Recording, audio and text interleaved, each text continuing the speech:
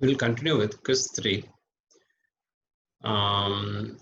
Quiz 3, question number 1. Which of the following statement is correct?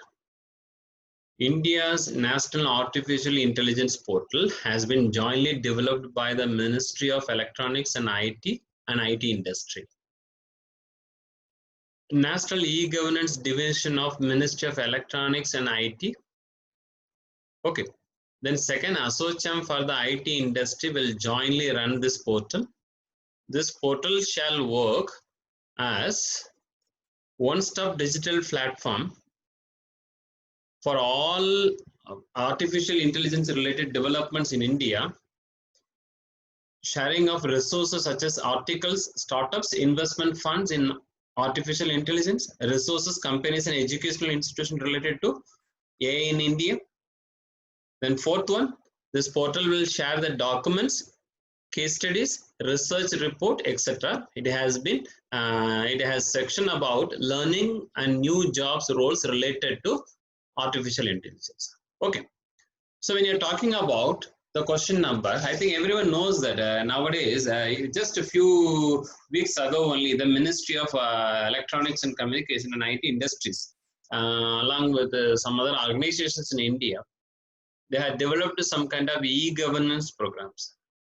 And the most important thing when you're talking about nowadays, the way how the science and technology become the most prominent sector in this world, and by the way the government want to connect the digital platform in each and every sphere of the governance. So that is the most important thing, because if you're seeing about good governance, everyone knows easily can able to define, if I want to provide good governance, that should be always equivalent to transparency and accountability and social responsiveness.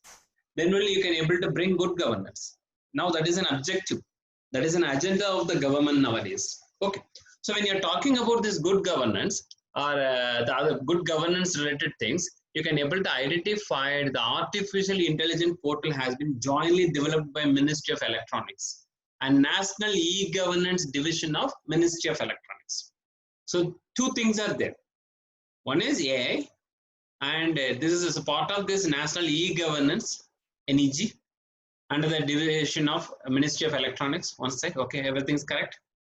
But when I'm going to the second option, ASSOCHAM, I'm having some kind of conflict that, okay, ASSOCHAM is not an organization which is very much related to IT. Generally, they will talk about Association of Chambers, Commerce. Okay, so I'm having a conflict. Okay, leave it. Then third is the portal shall work as a one-stop digital platform, yes, as a main project of the Digital India program of the Narendra Modi government. Okay. Then fourth one is the portal will also share the document, case list, everything is correct. But when I'm seeing the options like all are correct, 1, 3, 4, 1, 2, 3, and the second option is I'm having problem because ASSOCHAM is no more connected with IT. Generally, in terms of governance project, only the NASSCOM is the most important body. The national, the software communication and other related ideas are there in India. That is the very most important body. I think you can able to see with the help of the explanation also, you can able to identify this one. The NASSCOM from IT industry will jointly run this program. It is not ASSOCHAM. So you can able to see that along with this. So answer is very clear. 1, 3, 4. But if I want to give some additional information, when the minister want to project this project, he also mentioned about some more project like the way he started a national program for youth and responsible artificial intelligence for youth. National program for the youth and responsible artificial intelligence for youth. The two things. One, I want to develop youth and artificial intelligence based ideology. The two things they want to connect. So what is the aim of the program is simply give youngsters of the country a platform and empower them in terms of artificial intelligence. That is a very most important thing the government want to do it right now. So based on this idea, we can able to say that the Ministry of the Electronics and Communication proposed an ideology in the name of National Program for the Youth, Responsible Artificial Intelligence for the Youth. Okay. And other than this, if you want to see that, this program is also, just a minute, I will try by it. This program also has created some kind of, what do you say that, national e-governance as a part of this national electronics with the support of the Department of School Education and Literacy under the Ministry of Human Resource Development. So the two things are connected. One is the education under HRD and national e-governance programs under the Ministry of Electronics and Communication. So based on that, they want to give some kind of knowledge to the youth. The youth are the future pillars. So this is the most important thing the government of India since 2014-15 as a part of this Digital India, Skill India and other various programs. Based on that, they have proposed an e-scheme in 2020, around May 2020, exactly, if you want to say that. Okay, and once we have achieved this one, then additional information.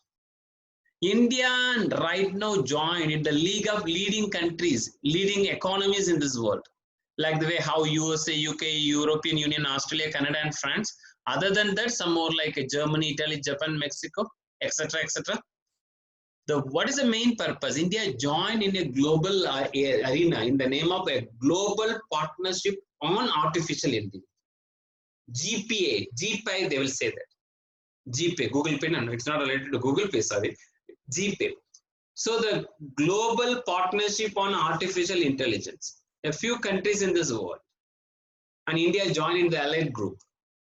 And what is the purpose? It is an international multi-stakeholder initiative. The main purpose to guide the responsible development and use of artificial intelligence grounded in human rights, inclusion, diversity, innovation, economic growth. So the most important thing, the government at the various level, the democratic government is having a very clear understanding that to taking care of the welfare and well-being of the society, how I need to bring e-governance as a part of this good governance mechanism. Good governance mechanism, part of e-governance will provide transparency and accountability. So this is the way the process is happening. How I'm going to the GPI, the Global Partnership on Artificial Intelligence, because sometimes artificial intelligence is the next level idea in terms of e-governance. The person who can able to read and write can able to speak now. So through this manner, he can able to avail some kind of better services from the government. So the most important thing, this is the very first initiative of its type in order to manage the challenges and opportunities regarding artificial intelligence. Okay. And another most important thing, every program of the government right now is trying to achieve some kind of welfare mechanism to the people of India. That is the main purpose. So for this purpose, the way the government of India produced this artificial intelligence ideology with the help of the national program for youth as well as the artificial intelligence. And the most important thing, there is an organization like GPay, and now the most important thing, the organization structure is something is based on with the support of the Secretariat to be hosted by OECD, Organization of Economic Cooperation and Development, which is having the headquarters in Paris, OECD Secretariat, that will also help this GPay to have some kind of structural things inside their offices. So this is the way they want to develop this idea of artificial intelligence at world level.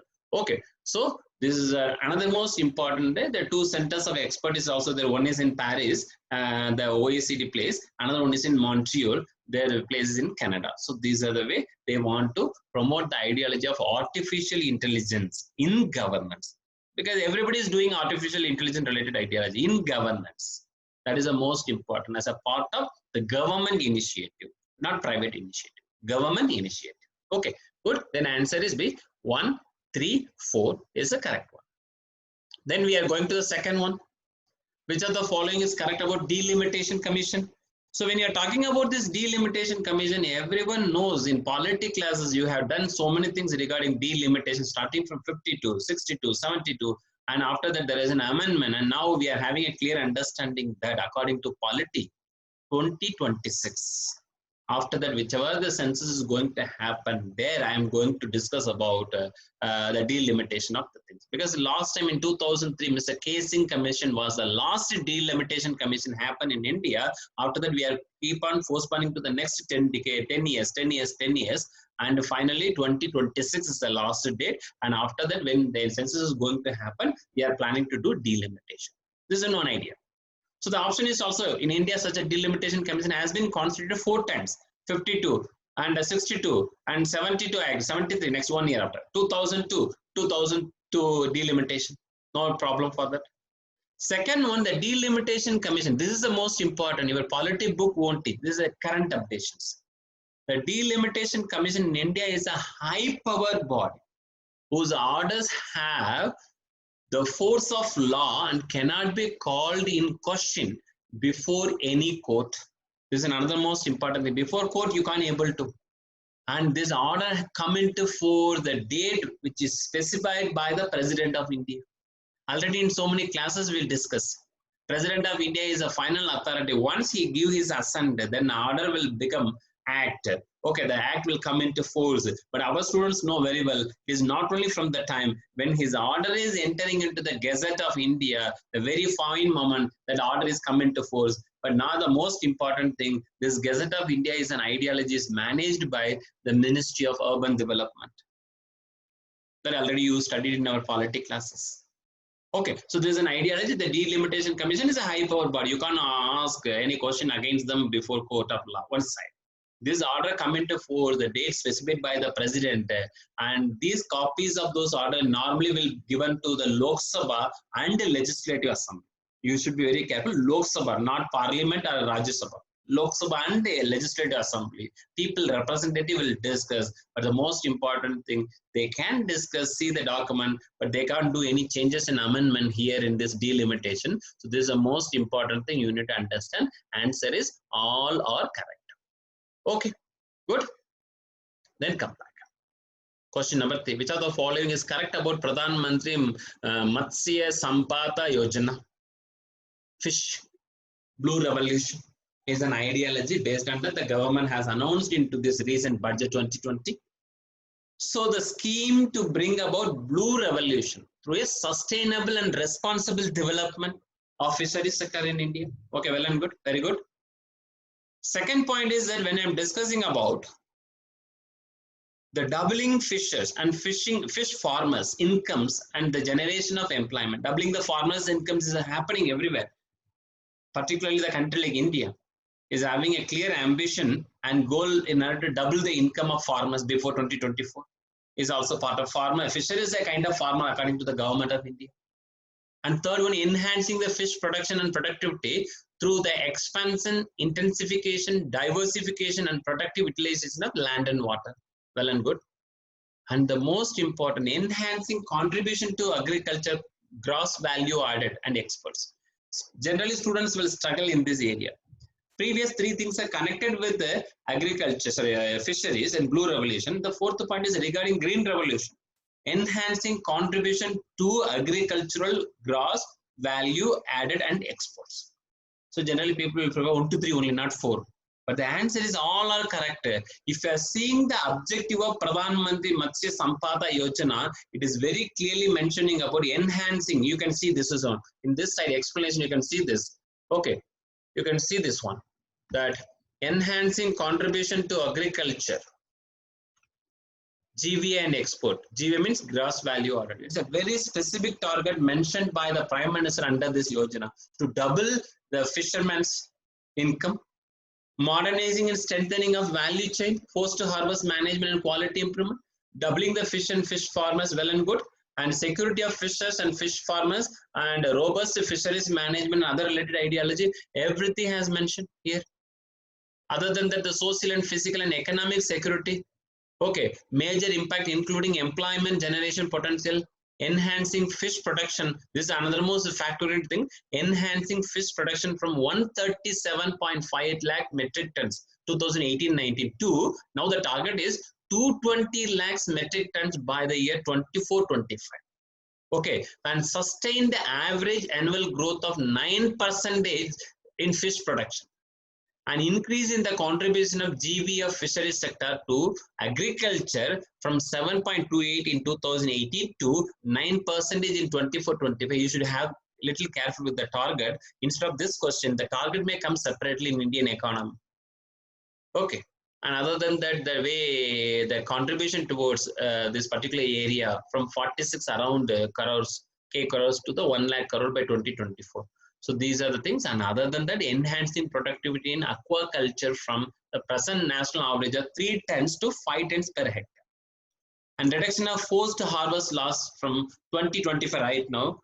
Normally, after harvest, wastages in terms of traveling and storage houses need to be reduced into 10%. And enhancement of domestic fish consumption about 5 to 6 kg. Right now, we are having to 12 kg because everyone knows that the fish is also having some kind of omega-3. That may be a biology or botany based or zoology based or the science and technology based. That is the only area through the non-vegetarian item you can able to get omega-3, and through this the omega-3 is the main source for brine. They are saying that there is a brine food. Other than this almond, omega-3 is the fish is also having omega-3. These are the two things that are very, very necessary for brine food. So it will also generate, it will also help the people. People will have more and their capability will also strengthen and generate about 55 lakhs direct indirect employment opportunity in terms of supply chain management. So these are the ideology through this project or yojana the government recently announced. You can update it, you can see everything. Okay, so answer is very clearly saying that 1, 2, 3, 4. Don't miss the word 4. Okay, all are correct.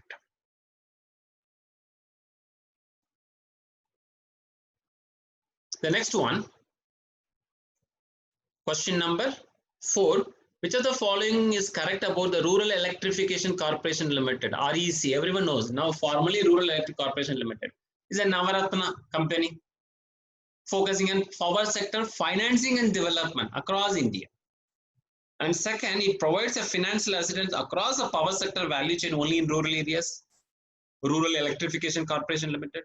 Third, apart from this, REC is also a nodal agency for the government, and its flagship programs like Deen Dayal Upadhyaya Gram Jyoti Yojana, Saubhagya, etc., Uday scheme, etc., etc. At the same time, RE is in collaboration with various district authorities, local NGOs and electricity companies, DISCOMs, is in order to providing the cooked meals. Now it is in this purpose only it came in newspaper. Cooked meals, at least they are planning to give 300 to 500 people daily. At the time of this COVID situation, most of the poor people are suffering in various ways. Even the middle class also suffering in various ways. So during the lockdown period, they really helped and extended their activity of corporate social responsibility towards the people. It came in newspaper. So there may be a possibility in order to connect some more ideas. Okay. So when you are seeing this, you may think that it is all are correct, except this updation part. But if you are seeing that the second point, I'm having some conflict. It provides financial assistance across the power sector, no doubt in that one. Value chain only in rural areas because it is rural electrification. But in practicality, there is no condition like this that it will only give its supply to rural financial support to the rural areas. It can be able to give anywhere in say remote area is a major idea, but it is not the only remote area, rural area. Anywhere they can able to do this one. So if it is coming under the category of only in rural areas, it's a wrong statement. This is a wrong one, only in rural areas. So you should be careful with this idea. Rural electrification is not the sense that only in rural area, even in urban area, in some other areas also enable to do. So when you are going to this removing the second one, then you can able to identify the answer from this option like 1, 3, 4. C is correct. 1, 3, 4. The C is correct. Okay. Good. Then fifth one in quiz number 3, fifth one. Which of the following statement is correct? Just a minute, I will erase it. Which of the following statement is correct about the campaign? Not all animals migrate by choice. So this is things you need to be remember. Not all animals migrate by choice. First condition, the campaign launched by Wildlife Crime Control Bureau of India, UNEP, United Nations Environment, aimed at airport across the country. Second, the first phase, the tiger, pangolin, and tortoise and turtle gecko, and featured in the campaign. These are the main animals. They want to protect it properly. The campaign is also the component worldwide action on illegal trade in wildlife through UN Environment Global Campaign of Wild for Life. Okay, well and good. In collaboration with the Airports Authority of India and GMR Group, the campaign will travel across 22 airports, major airports across India over the next year. So this is the most important thing in this. number 3, question number 5. All are correct. There is no, because this way you need to learn the current affairs in terms of MCQ format, so you won't forget at the time of examination. All statements are correct. Other than that, I gave some additional things that the campaign is launched by the Crime Control Bureau of India, CCBI, okay, and UN Environment. Okay, other than this, the wildlife, there's a particular board like WCCB is a statutory multidisciplinary body established by the government of India under the Ministry of Environment and Forest, Climate Change and Global Warming to combat organized wildlife crime in the country. The first phase, they are targeting the tiger, pangolin kind of things. But in phase 2, they will also see more threatened species. But right now, only first phase, limited. Second phase, they may extend the things.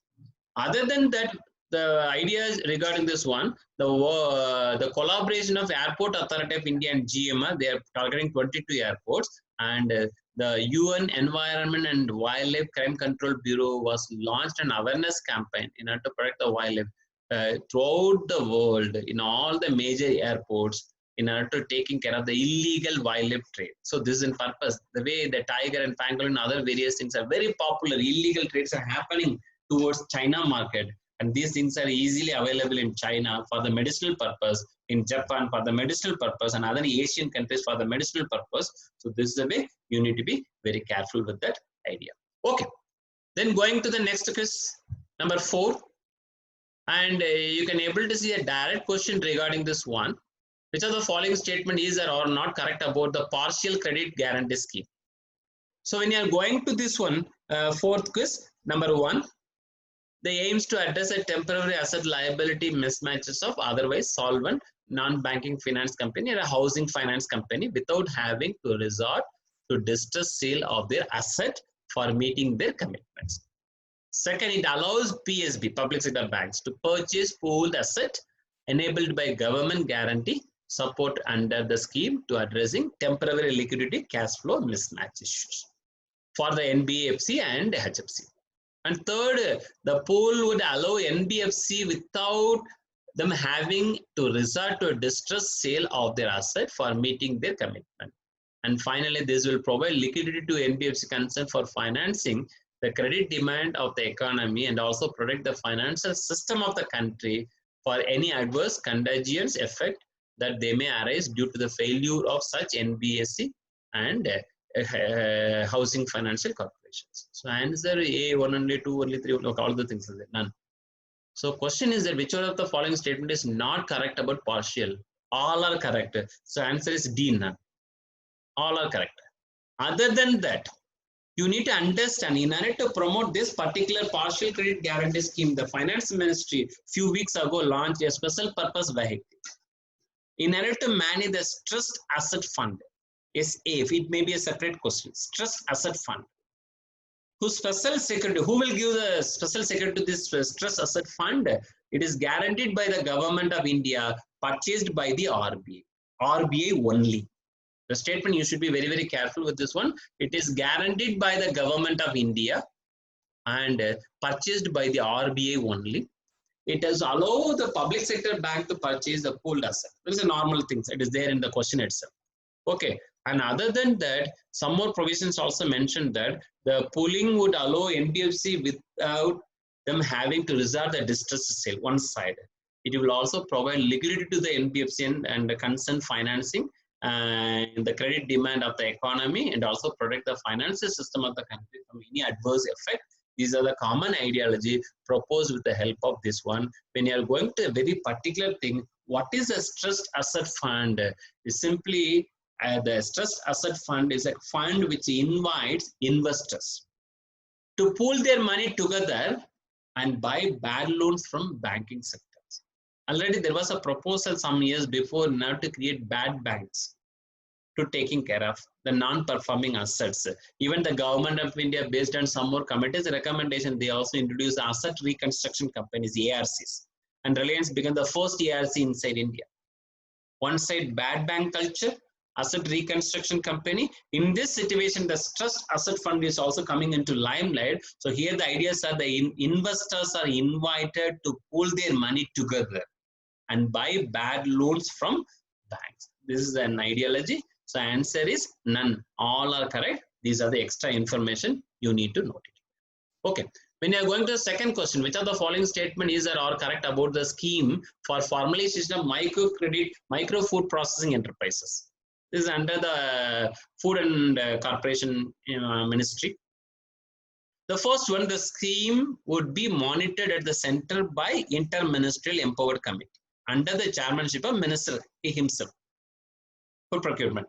Second, a state UT level committee is also headed by the Chief Secretary, will monitor and sanction the recommended proposal. Okay, well and good. The state and UT will provide annual action plan to the government regarding the action taken by the government of India, and third party evaluation also, midterm review mechanism won't be built in the programs. Like this man, 4 options are there. But if you're seeing the fourth one, the third party evaluation and midterm review mechanism would be the major impact, would be the major idea when we are talking about this scheme, which was introduced by the government of India a few weeks ago. So it is not won't be, it would be built in the program. So if the fourth statement is wrong, it is saying it's not.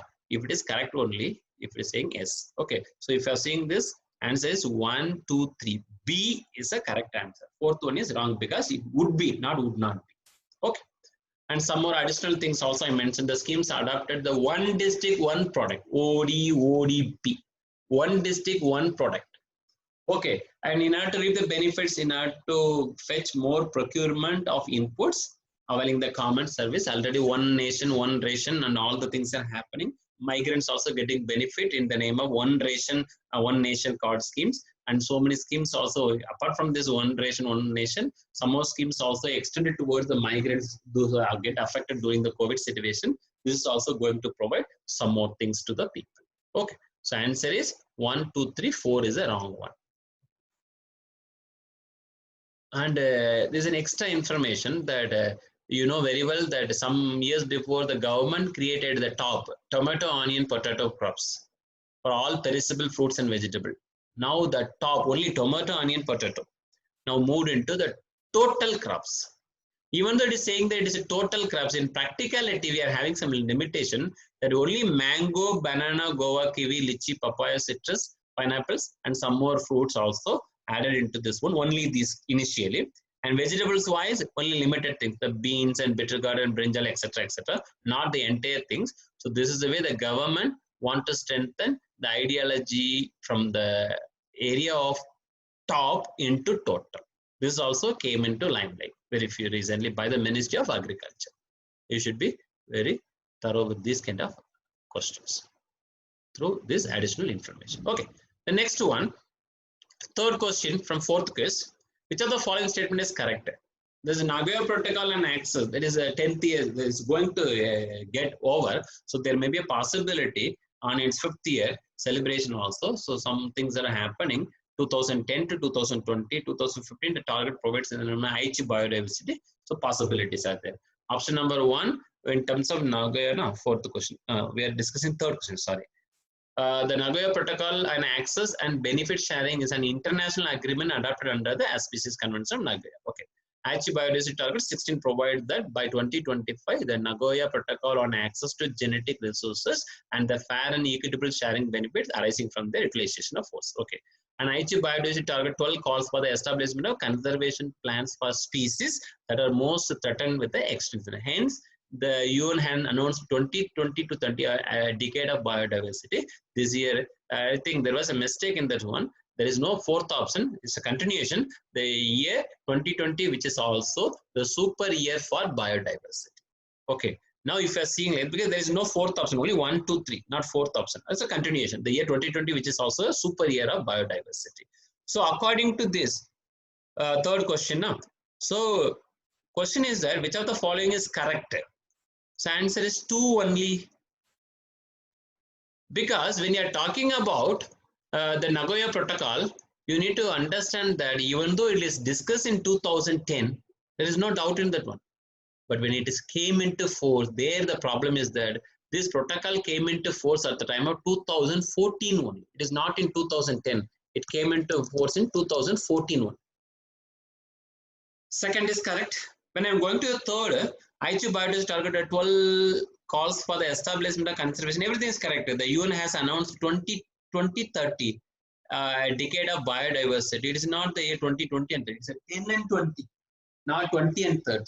So 20 is a deadline for this decade of biodiversity. Okay, so that is a wrong one in terms of year wise. So answer is 2 only. 2 only is the correct answer. Then fourth one, which one of the following, just to erase it, which one of the following is correct? An alien species is a species introduced outside its natural past or the present distribution. If this species becomes problematic, this is called as invasive alien species. Well and good. Okay, we are discussing fourth question of fourth case. Okay. Then second one is the invasive alien species are such a problem that IQ Biodiversity 9 and one class of UN Sustainable Development Goal 15, life on land, specially addressed the issue. During 2016 IUCN World Conservation Congress at Honolulu, there has been a call from the Union and the host community in Hawaii for the greater action on addressing invasive alien species. All the things are there. So when you're talking about this question, all are according to this program. There is no wrong in this one. So answer is D, 1, 2, 3. Other than this, there was some kind of information as also provided on the left corner in the name of explanation. You just go through it, almost similar only, not much elaboration. And when I'm going to the last question of question number 4, consider the following statement about the Cantor giant soft shell turtle. This kind of questions are keep on coming nowadays in UPSC examination in the area of environment and biodiversity. For example, Cantor giant soft shell turtle is protected under the Schedule 1 of the Indian Wildlife Protection Act of 1972. Very good. It is under the category of endangered category in IUCN. It came in newspaper. Very good. And the freshwater turtle is a herbivorous. Okay, it is also listed as a property species for the conservation of underage of the exist. Okay, program Geological Society and everything is correct.